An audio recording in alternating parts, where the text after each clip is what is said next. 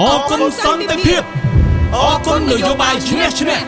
ដឹងគុណស្ថាបនិកមគ្គុទ្ទេសក៍ឯកនិងប្រតិបត្តិការនយោបាយឈ្នះឈ្នះដែលនាំមកនូវសន្តិភាពនិងការឯកភាពជាតិពេញលេញជ័យយោព្រះរាជាណាចក្រកម្ពុជាជាសាសនាព្រះមហាក្សត្រ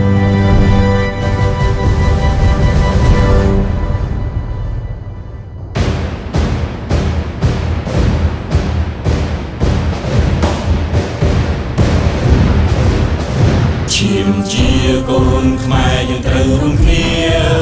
រក្សាការពារទឹកដីដូនតាសម្បត្តិជាតិខ្មែរស្វណ្ណភូមិខេមរាប្រព្រឹត្តសច្ចាការពារជាតិយើងទូលជាត្រូវចូលក្នុងភ្លើងក៏យើងមិនរុញរាថយយើងអបអរសាទរថ្ងៃកំណើតបញ្ជាការខាងកងទ័ពជើងគោ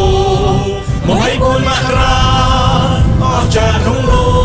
ករំជួយកក្រើតទ័ពខ្មែរអង្គអាចរិទ្ធិអំណាចពួកយើង